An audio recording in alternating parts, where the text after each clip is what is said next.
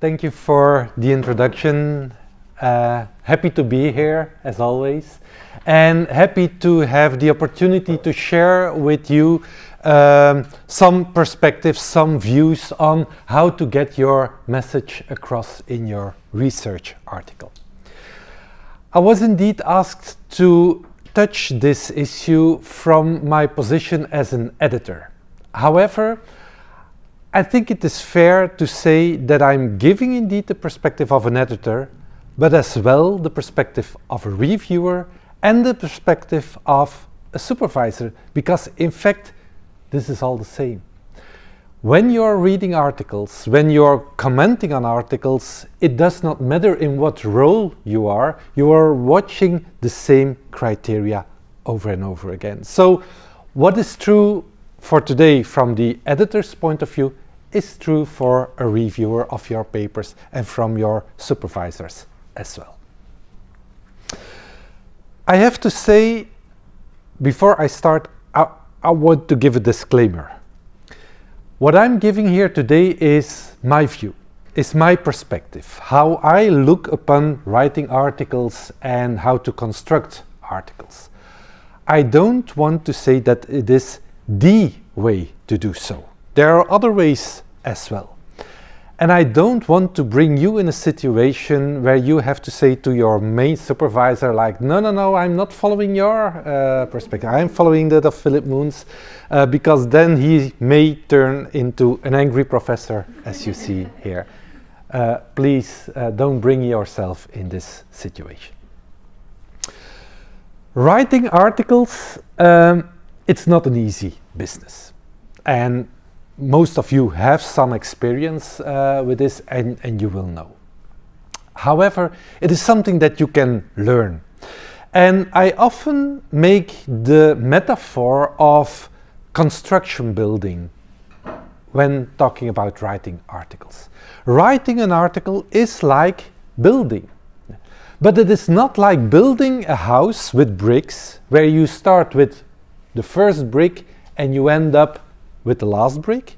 An article is not something that you write from A to Z. I rather prefer the analogy of industrial building. An industrial construction, you first start with a skeleton and then you put on things, and it can be here and it can be there. So it's a completely other way of building a house or a larger building. So keep that metaphor in mind when writing or when looking at writing articles. And here you are, sitting at your desk, behind your computer. How do I start? What do I have to look at?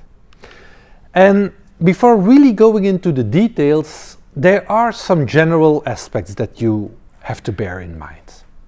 And I don't mean that you have to start with these general aspects in the beginning, but one time in the process you have to think of certain aspects, which is the choice of the journal.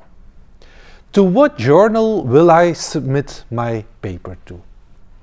To decide on this, you will think of who is my target audience. Who do I want to read my article? Is it nurses? Is it physiotherapists? Or these medical doctors? Or is this an interdisciplinary audience? Thinking of your audience is critical in choosing your paper, choosing your journal. But another element that you have to bear in mind is aim high. You all have heard about impact factors. And with all the critique that we can give to impact factors, because really it has been, the impact of impact factors have been overestimated as a sign of quality, which is absolutely not the case. It was not meant therefore. But if you like it or not, one day impact factors on your CV will count when it comes to grant opportunities, grant proposals, when it comes to promotion, and you may have a very strong CV, but if you are competing with another person with also a strong CV with higher publications in higher impact journals, it will be taken into consideration. So this means always try to aim high in terms of impact factors. In general, and we come back to that later on in the presentation, but in general, a research article is about 2,500 to 3,500 words, more or less. Keep this in mind from the beginning, because it is very frustrating, and I've seen this several times, that people are writing and writing and writing, and at the end up with 8,000 words, and then you have to start killing your darlings. You have spent a lot of time in this, and then it's not easier to get rid of what you have written. So start from the beginning with, okay, it should be more or less in this word count. It will save you a lot of work and a lot of frustrations later on. And then finally, as a general comment, start with an outline. Think back to this skeleton, the construction of this large building. Well, an outline is in fact your skeleton.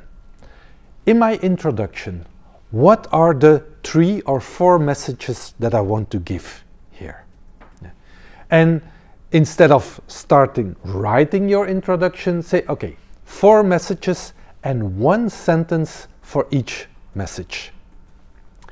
And by extension, when you then later on start to write your article, then you can say each sentence, each message is actually becoming a paragraph. So that's really helping you make an outline of what you want to say that is helping you when you're really doing the writing work. And I have to say, for the seminar of today, it's on this outline that I have been focusing on.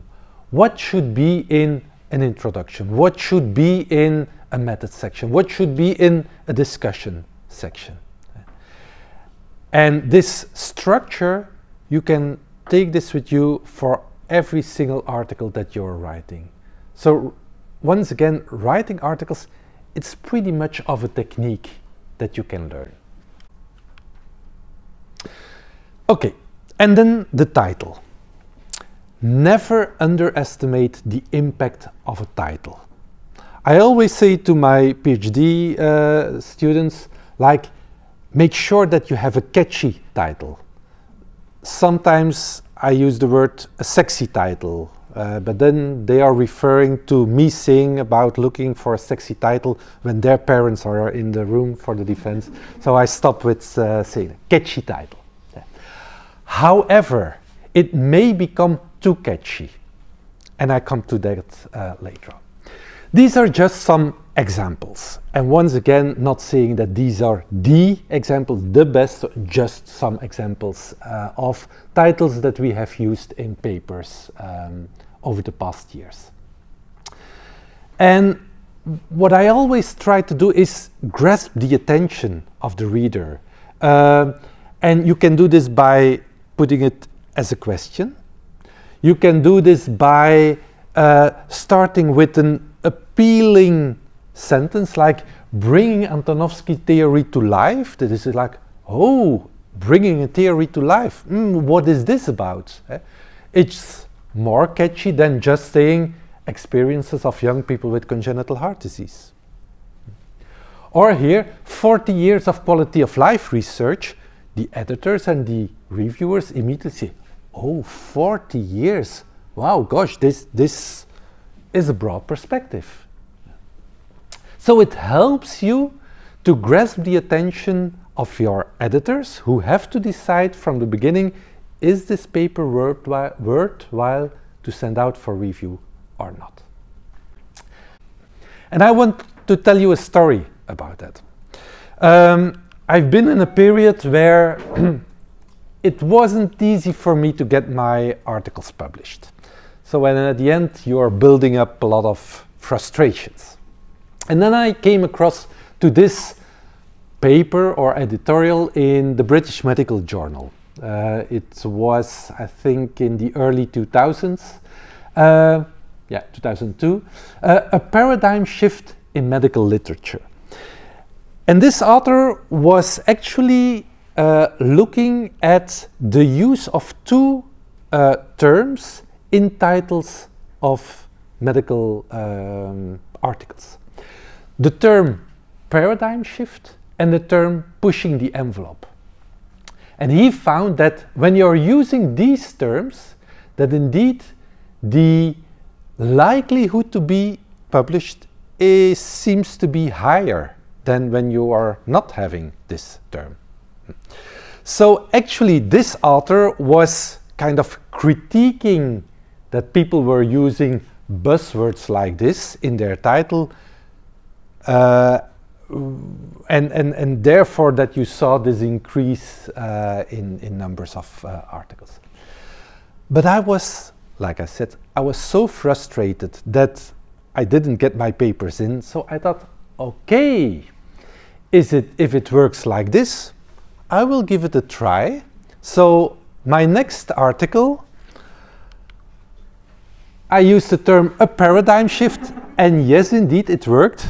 I got into the European Heart Journal, which is now #1 in the cardiology journals. So just to say, probably not only the title played a role, hopefully, but still it was my experience with, okay, use a good title, use what is working, make sure that you are aware about what is working and what not.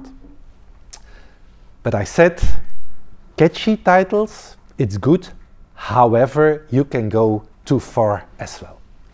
And this author, probably this author was frustrated about the many lyric titles that you can find in the biomedical literature, so he did a review on what are the reflections or what are the inferences that people make when constructing a title. And apparently, or obviously from this review, Shakespeare is very inspiring. And indeed, what's in the name is a part that you very often see in titles of medical articles. What's in the name? Another quote, to be or not to be, with all the variations, to treat or not to treat, to screen or not to screen, to tell or not to tell. And the most funny thing I thought was to test or not to test. What are the questions? All's well that ends well, and then finally much ado about nothing. When I read this, I thought, but isn't this a movie? And yes, indeed, movie titles are also a source of inspiration. Back to the Future, Final Frontiers with Star Trek, Close Encounters of the something kind, and the good, the bad, the ugly. Also music have been inspirational. Heartbreak Hotel, Suspicious Mind, Another One Bites the Dust, and of course, ABBA could not be missed, Knowing Me, Knowing You. Good. So you see, you can go too far as well. So find the balance in catchy enough, but not necessarily become too lyric. More recently, there were some articles that have been looking into the impact of the title in terms of its citations. In other words, is there a relationship with the characteristics of the title and the likelihood to be cited in other articles? And the conclusion of this review was that the number of citations was positively correlated with the length of the title, the presence of a colon, and the presence of an acronym. Think back on the 3 titles that I showed you in the beginning. They were pretty long, and I was using a colon quite often. And here some other examples indeed, rather long titles with a colon. Here as well, use of a colon and the acronym of the study. Yeah. It helps you to be picked up by the scientific community, and it helps you to increase your citation index. And once again, this is not necessarily why we do research, but one day it will count. Once again, when you're looking for promotion, when you are having a grant application, then people will look at your citation index and so on. Nowadays, we do not only look at citations in scientific articles, but also is our research picked up in social media. And the ELT metric is a metric that is expressing this. To what extent is our research having an impact in society? And being present in the social media is one element of this. So these investigators have looked at those articles that are in the ELT metric top 100. So this means highly cited on Instagram, Twitter, Facebook, and so on. And the conclusions here is when the articles that are in the ELT metric top 100 have a lower number of uncommon words, have more declarative titles, in other words, an easy to understand and informative title increases the likelihood to pick up in social media. And such a declarative title, I have 2 examples here. This is a declarative title. That means that the conclusion is embedded in the title. Sense of coherence and perceived physical health explain the better quality of life in adolescents with congenital heart disease. The results are there. And that's of course easier for social media to understand what has been found than sense of coherence in young people with congenital heart disease. What to know from that? So, in other words, you have to think on how can I make sure that I'm that my work is likely to be picked up by my peers, to be cited by my peers, and also if you are thinking about having social impact, how can I make sure that also in social media my research is picked up? And you can do it in the title yourself, or you can do it in your own tweets and your own messages, but make sure that in that message it is a declarative title that you're giving, that the results are expressed in what you say. So, a lot to say about the title and how important it is to grasp the attention from readers, but first of all editors and reviewers. And once again, never underestimate the impact of a good title. But then we come to the abstract. What advice can I give you regarding the abstract? Write the abstract as last. Don't start with this. Don't do this while you are still working on the body of your paper. Really take that up as the last, because then you have worked so long and so hard with your paper, you really know what are the highlights, what do I need to emphasize, and then it is much more easier to write your abstract than when you do this earlier on. An abstract can be structured, and then more or less the journal regulations say it's 350 words, 250 words, 350 words. Even if you are allowed to use 350 words, I would not recommend to do so. Stay below the 300 words. And one reason is that Medline is quite often truncating the abstracts at 300 words. So this means that the 50 words that you write after that are not taking up in Medline. So that's not lost for the article, but it's lost to be captured in the search engines. Second reason is there are only a few journals that allow 350 words. Most of them limited to 250 words. This means if you write the 350 words and it is rejected, then you have to reduce it anyway. So then you are doing additional work. So if you bear in mind from the beginning, like this is what I want to say, what I need to say, and you do not necessarily need the extra 100 word, don't use it.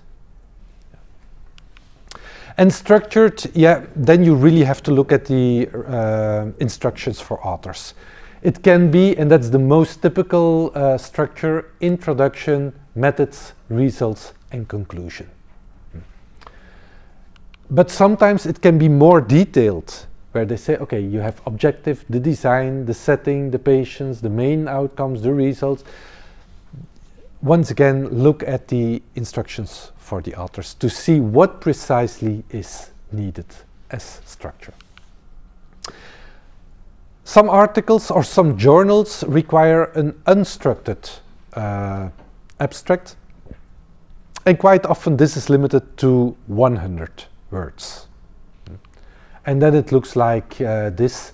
If you're used to structured abstracts, then it is a bit more difficult to navigate through it. But anyway, it's the way how you have to do it. Abstract. Write this at last. And then we come to the body of the article. The introduction. It's the first part of the body, and the introduction needs to give the rationale for your study. And therefore, focus on the arguments that give the rationale for your study. You often see that people are telling a lot of things, and then at the end they come to the aim of the study, and that as a reader you say, but I don't see how this aim is linking to the things that this author has been writing before. Of course, what was written was all true, that's correct, but it doesn't link. It does not convince me that this study was needed because of the arguments that have been given. So this means that quite often the reader is already distracted from the beginning. Don't do that. The end of the introduction are the aims of your study, by definition. How can I convince my reader that this was an important study, that this was highly needed to do so? And only focus on these arguments. And this is the reason why an extensive literature review is not needed. And I'm talking here from the perspective of medical journals or nursing journals, so health-related journals. I'm not talking about psychology journals, because quite often they give an extensive literature review and they give the framework, and you're reading 5 pages before you come to the research question. This is not done in medical journals or nursing journals. And the reason why it is not done in medical literature is that they say, if you want to have a literature review, then make a literature review or read a review article, but not giving an extensive literature review, which is actually the same as of the last article, with that article included. So it's not really adding up, except for one additional article every time. And then indeed, like I said, it ends with the aim of the study. Realize that this is the way how people are, or this is what people are familiar with. This is also how people read an introduction. The end should be, okay, the aim of this paper, the aim of this study, therefore we conducted the study too. This is where it ends. And people need to say, okay, but I understand why it is important, because all the arguments have been given here. How can you do so? This is why I want to go with you through the different components that can be taken up in an introduction. And components, then you're thinking of the outline and you're thinking about the skeleton of your building.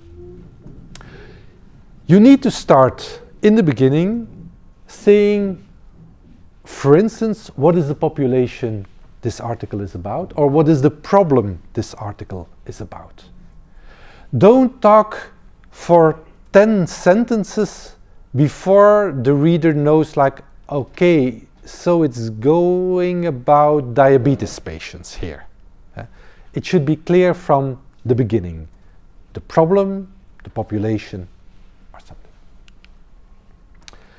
A second paragraph could be on, yeah, but within this population we have a certain problem.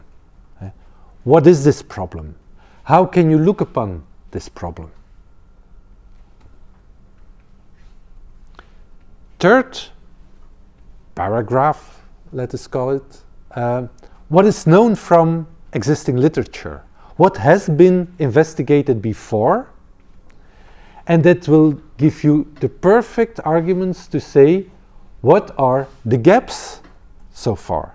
Okay, there has been studies investigating this and this and this, but so far we do not know how this works and how that works, and this is a gap.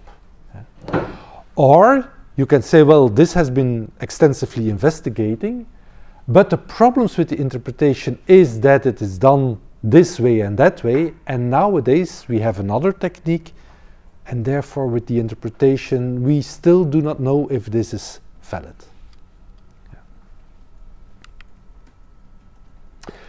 Then you may end, at the end of your introduction, you may say, why is this your study, this new study, is it important, and what can be done with the findings?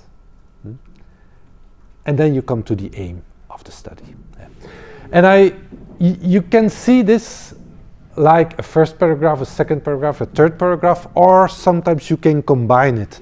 For instance, 1 and 2, you can say, well, we are talking about pressure ulcers in older hospitalized patients, where we know that there is an underestimation of blah, blah, blah, blah, blah. And then you have this, the population and the problem, you have it in one paragraph. Thinking about the introduction and thinking about rationale, never use the argumentation, this study has never been done in Sweden. Yeah. That's not a selling point. Yeah. It's not because this study in patients with atopic dermatitis between the age of 16 and 20 in Sweden has never been done that it is worthwhile to do it. Yeah. If it has been done all over the world except for Sweden, then we probably know enough from the rest of the world. Yeah. So never use the fact that it is locally never done, that is the argument for doing this study. Because then the next question could be, yeah, but it hasn't been done in Västra Götaland and it hasn't been done in this region, and how narrow can you go? Yeah. So this is not a selling point. Also, when you are referring to the population, avoid that you are using local data. if you say we have 100,000 patients like this in the United States, fine for the United States, but when an international readership is targeted, you need to make sure that you can give international data, or that you at least can say, well, based on American data, the prevalence is in the Western world is estimated to be so that you can calculate, okay, how many of these people we would have in Belgium or in Denmark or in Sweden. So try to avoid to use your own frame to give prevalence data. You are narrowing down the scope from the first sentence that you are writing. Then we come to the method section. And let's take this up from the similar approach on looking at the outline, looking at the structure. There are different subheadings, subsections in a methods section. First, you start with the study population and use these subheadings, study population. And a study population, what has to be described? Well, the design of your study, the inclusion criteria and exclusion criteria, the time frame of the data collection, the population under study or the setting where you have done the study in, reasons for non-inclusion or non-participation, and sometimes also the sample characteristics. Let me explain the inclusion and exclusion criteria. Avoid that the one is the opposite of the other one. If you say we include, patients could be included when they were older than 18 years of age, blah, blah, blah, blah, then you don't have to say an exclusion criteria is that the patients were younger than 18 years of age, because that's redundant information. Yeah. Sample characteristics here, and we come back to that when we are talking about the results. You sometimes see the sample characteristics described here. You sometimes see them described at the results. And I know that some people say, well, the sample characteristic, this is a finding, so it has to be in the results section. Yeah, that's true to a certain extent, but again, it's my personal experience and personal perspective. When I have a very extensive results section, when I have a data-heavy article, then I will avoid to describe the sample in my results, because there I really want to target on the aims of the study. I have these 3 aims, and my results will be on aim 1, aim 2, aim 3, and not the sample. Then I will describe the sample here. When your paper is rather light in terms of results, then you say, well, I only have 1.5 page, and that's enough for this. Then you can say, well, I want to push up my results section a bit, so I'm using the sample characteristics in the results. So it's not that it has to be here or it has to be there. It can be both, and it all depends on what is the best flow and how can you make use of this to have a good balanced article. The second subheading in your method section are variables and measurement. There you say what are the demographic variables that you have collected, how did you collect them, what are the key variables that are collected, and give also a definition. If you are talking about delirium, make sure that people understand, okay, what is your definition of delirium? This is even more important when you are doing a study on quality of life. Make sure that you give a definition of quality of life. What instruments or measurements you have used, what are the characteristics of these measurements, the scoring, the psychometric properties, and sometimes you also can say what it is not measuring. This instrument is measuring delirium, but it is not measuring dementia, just to say something. Yeah. And what is all not yet known about the measurement. So you have to make sure that the reader understands this is the way how it is measured, and it makes sense to use this instrument for this aim because of the properties that the instrument or the measurement has. Third, the procedure. How were respondents approached? How was data collected? How much time did it require to complete the instruments? And also the institutional review board, the local ethics committee. Did you collect the data in the waiting room? Was it during hospitalization? Was it sent out by post, and did the people return the complete questionnaires? This needs to be explained here. Yeah. And it helps people that want to replicate your study to see, okay, this is how you did it, this is how I can do it as well. And then finally, the statistical analysis. Also here, I would recommend to write this after having written the results section. Why is this important? An analysis process, it's like I say, it's a process. And it's not always, sometimes it's clear cut. Then you say, this is my hypothesis, I want to test it, we do this test, and that's the answer, period. But most of the time, with the kind of research that we are doing, we don't have this a priori hypothesis, and therefore we do not always know where we will end up with our results and the results that we will report in our article.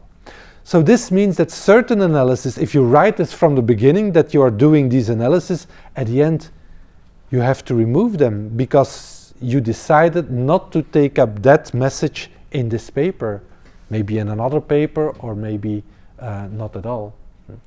And therefore I always say, wait with your statistical analysis part. It is much easier when you write this after you have written your results section, because then you really can say, these are the tests that I've done. You say what software has been used. First start with the descriptive statistics, then with the inferential statistics. Always this way. First descriptives, then inferential. The level of significance, and if you used one-sided or two-sided test. To be honest, this is just one sentence that you can do. And if you have used specific tests or certain procedures that are more sophisticated, then you can have a separate paragraph on this. That's the methods section. And then the results. Here again, sample characteristics. Like I said before, you may start with this, but if your article is data heavy, don't do that. Focus on the real data of your study then. Always start the description with overall results, with group results, with describing what is going on there. Before you start with subgroup analysis or detailed information or inferential statistics. For instance, if you see a results section starting with the symptoms of depression are more often occurring in females than in male patients, as a first sentence, then you really wonder, yeah, but how big is this problem of depression? What is the prevalence in this group before you say that it is more or less than in one group? So describing, giving the overall group results as a first, that's important. And then you can do the group comparisons later on.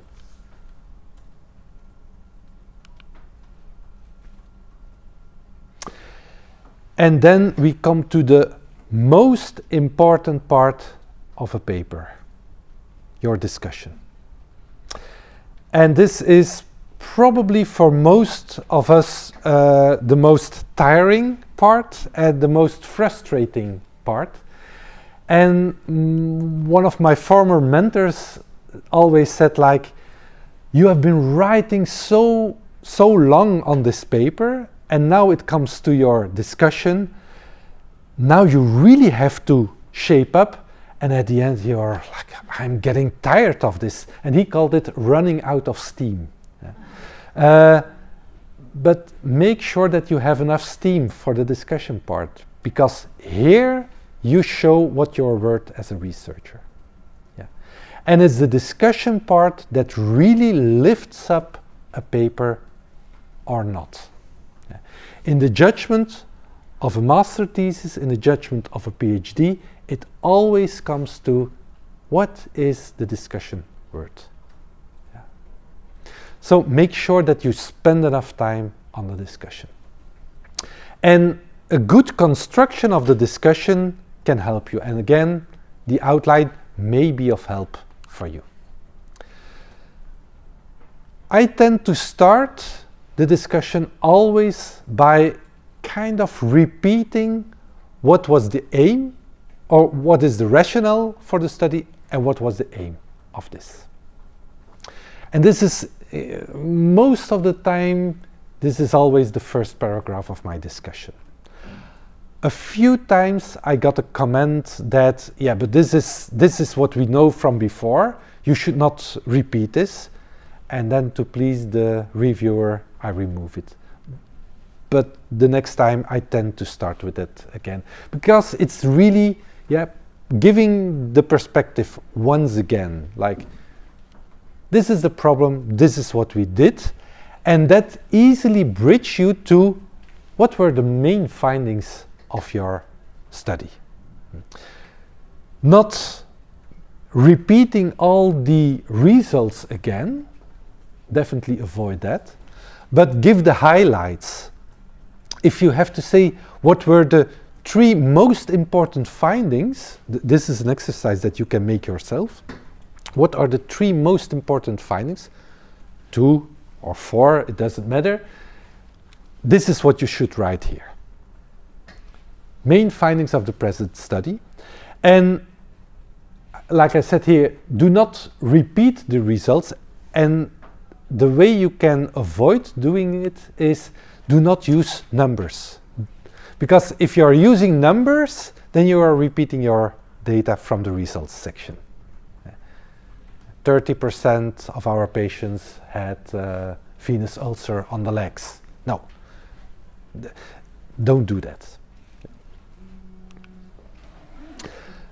Then the next section is how to interpret this. What do you learn from your study? Or what did you learn from the study? And what does it mean?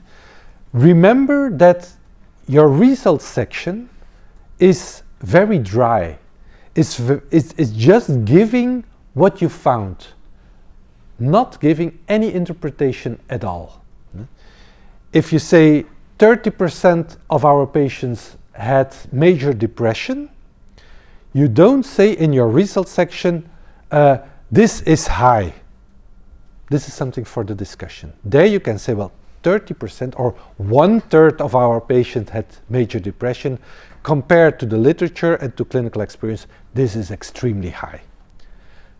That's the interpretation here. And doing so, you really can make sure that your results section is giving dry numbers. The discussion is this high, is this low, what does it mean? Then a paragraph where you compare it with the literature. What has been known from prior studies, and how does your results fit to that or not?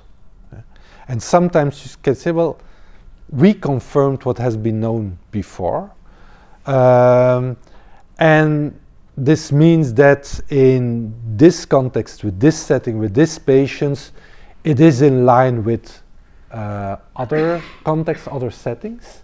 And if it is contrasting, you can look for explanations. Yeah, we have different results, but our patient populations is much older than the previous studies have been reported, and therefore, due to comorbidities, we see that the problem is bigger in our patient group.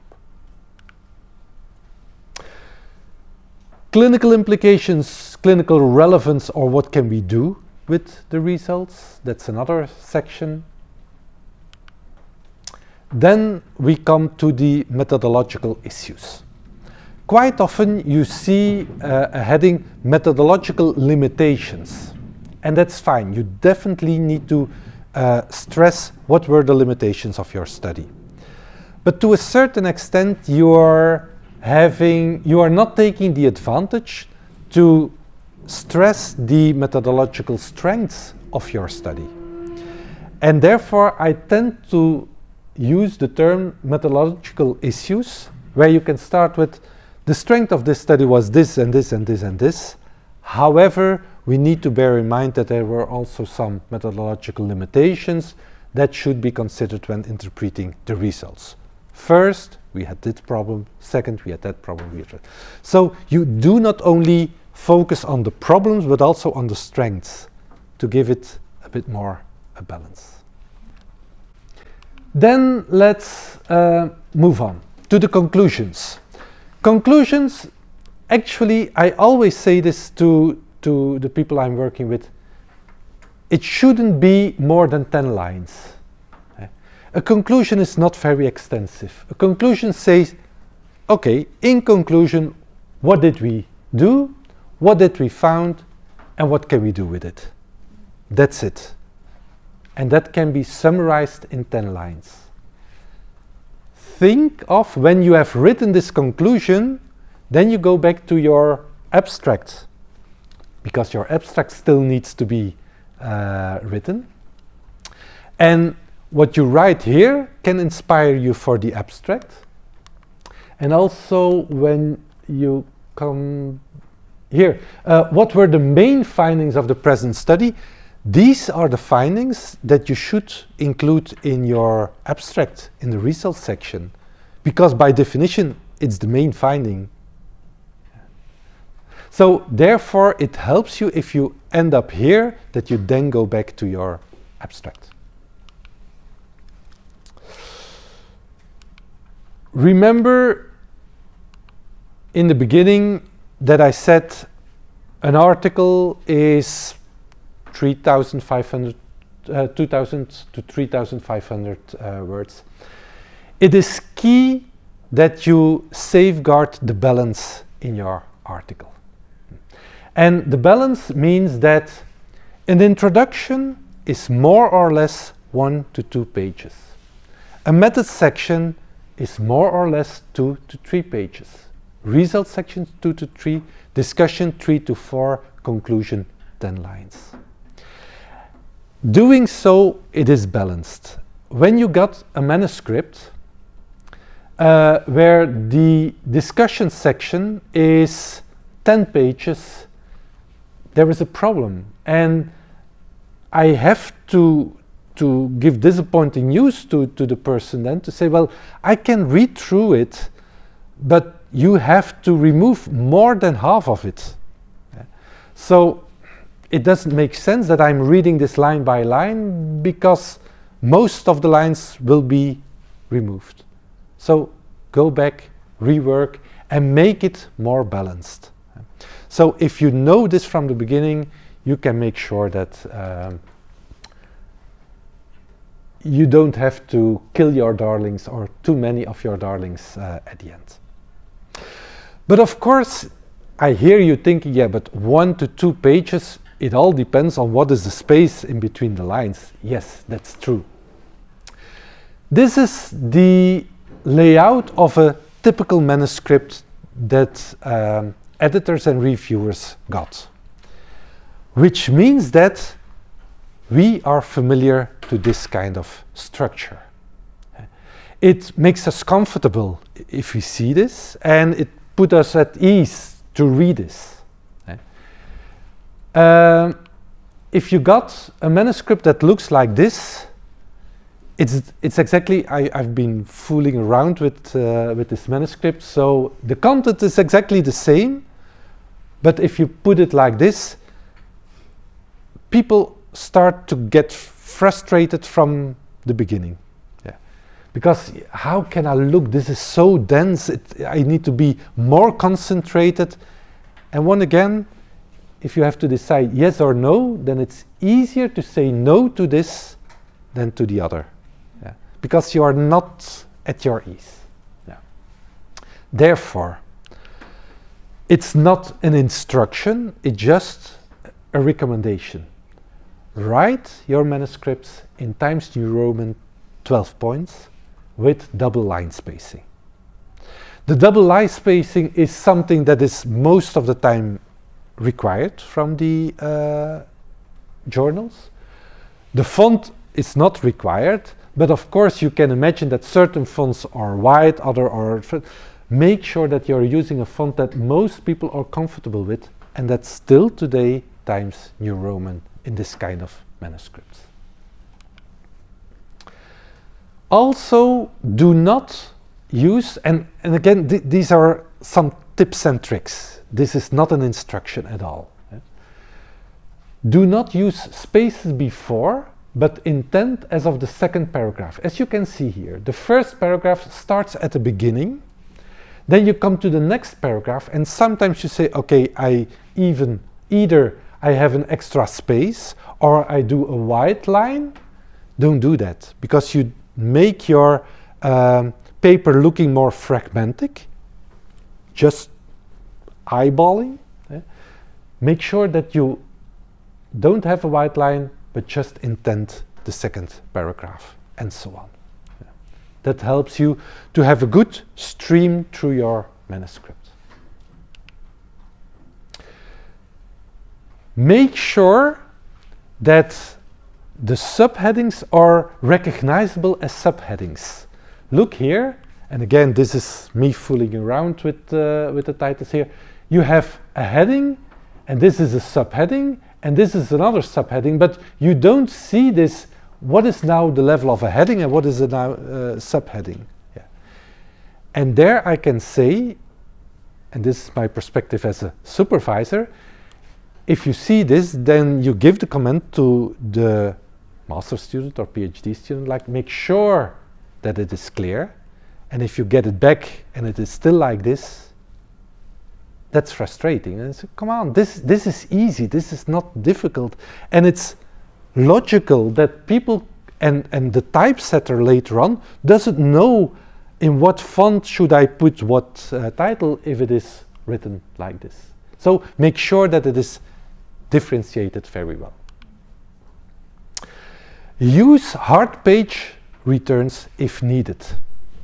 This is a funny, once again, not an instruction, but normally you don't have to start with a new section on a new page. The method section can just follow here. But sometimes you see that people say, okay, now I start with my reference list and therefore I need to start at a new page. And then they are using these line returns. But whenever you add a line here or you stop or remove a line here, everything below is mixed up. So after one or two comments that you make in the beginning, the end of your manuscript is messed up. And while you are reading and while you are encountering more and more of this layout mess, the more difficult it becomes and the more time and more concentration it requires from the reader, being it the supervisor, being it the reviewer or whatever. So if it stops here, make sure that it stops here. Use hard page ends and don't do it like this. A computer, I always say, a computer is not a typewriter. Yeah. And then something this is a sidetrack. This has nothing to do with editors or with reviewers. This is the perspective of the supervisor. When you got an email like this with 7 attachments, and yes, some journals ask that you upload each part separately. Please do this at the final stage, not in the beginning. Yeah. Make sure that you have one document you work with, and at the end, when it is ready to be submitted, then split it up in different files. Because if I want to give a comment here, I save it in another name, but I have to do this 7 times. And you see the data management that is required when doing so. And the editors are time poor, the reviewers are time poor, but the reviewers are your supervisors and your supervisors are the reviewers. So make sure that facilitate them. Facilitate your supervisors, your reviewers, your editors. Because every single detail that makes it easier for them makes your chances better, really, because it's comfortable, it's what they are used to, and yeah, you put them at ease. Yeah. Then some few tips and tricks more. In terms of numerical data, how many decimals do you need to mention? Sometimes you see papers using 2 decimals after a percentage. This doesn't make any sense. For instance, a study with 60 patients and then using 2 decimals, that means that 25.12, so the 12 decimals, how much of a part of a patient is this? Because the sample is so small. And therefore, I would recommend this paper from Cole, who is really giving instructions on if you are using, if you have to use numbers, then this is the number of decimals that you can use for percentages, for odds ratios, for confidence intervals, and so on. So very helpful. Another, and these are my last slides, another thing that I would like to address is make sure that it is nice to view. I know that you had some seminars on how to express your science in an artistic way, but if you have a table like this or you have a table like that, it's exactly the same content, but this is much easier to navigate through. So also from the beginning, make your tables in a good readable format. Think about visualizations. If you want to give the percentages for different countries, you can do it like this, and it's very okay. Or you can use it, this kind of visualization. It's giving the same information, but here you grasp the attention with, not with this table. Yeah. Another example is a correlation matrix. We quite often use correlation matrices. You can express it in this way, or you can use the method of a correlogram. It's the same, but once again, it's nicer to see this. And then finally, and this is something that we often have, when you have a result, just a mean and a standard deviation. You can say, well, how interesting is this for the reader to just give this, and that makes that your result section is not data heavy at all. But you can also express it in this way. It is exactly the same data as here, with the mean, with the standard deviation, with the interquartiles, with the range, and even with the distribution over the different scores. So think of possibilities. How can you visualize your results? I go a bit quicker now. In terms of language, we are not native speakers. So this means that we always express certain things in an awkward way. make sure that it is checked. And you have two ways of checking it. Either proofreading, which means that people are reading it and correcting the errors, and that's fine, and that's relatively cheap. Yeah? Or copy editing. And it does not mean because there are no errors in it that it is nicely written. Well, a copy editor will turn it into, will really work with your grammar and will work with your story, with your message to make it better English. And when you're really aiming for high journals, then it is absolutely worthwhile to pay for that. My experience is that in Swedish crowns, copy editing for one manuscript is about 4,000 Swedish crowns. It's not nothing, but if you look at all the time that has been spent and all the efforts that has been spent, then the 4,000 Swedish crowns is not a big deal. In terms of authors, there are regulations on who can be an author. And you know these three criteria that are coming from the International Committee of Medical Journal Editors, and that's clear. But what is the situation when you are doing multi-center research? Also there are some instructions how to deal with authorship in multi-center trials. Feel free to have a look at that. I'm coming to the end of my story. You sitting at your desk writing your article. Now you have a kind of outline. Now you know that you have to look upon it from a skeleton and a construction building point of view. But know that there is some other advice that I would like to give. Thomas Edison, one day he said, genius is 1% inspiration and 99% perspiration. I would like to change this into writing is 1% inspiration and 99%, because it is true. The conclusions of today. Writing articles, it's a technique. And a technique is something that you can learn. If you work with it, if you spend a lot of time on this, if you have enough exposure to that. Writing articles is a matter of content and layout. It's not only content that counts. Make sure that it is also the layout. And from the very beginning, start with that. And think on your supervisors who have to give feedback to you. Writing articles is a matter of putting it in a well-balanced way. A manuscript should be well-balanced. Think of the different guidelines in terms of instruction, in terms of number of pages.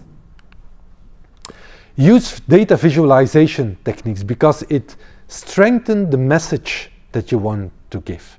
And it makes your article more attractive.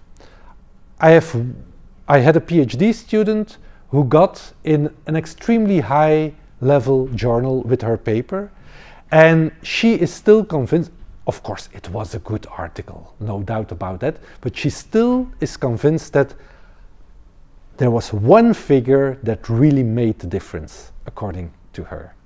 And that's true, that can make a difference. So think of that, spend time on that. Think of time-poor people. Editors are time-poor, reviewers are time-poor, and by definition your supervisors as well. So have them in mind. If you want to have good feedback, if you want to have success, take into consideration how can I facilitate them, those who need to judge my work. And then my last recommendation, persevere. Just go on. It can be frustrating, but take up feedback and work with it, and yeah, try to write and write and write and build up experience. Thank you so much. Yeah.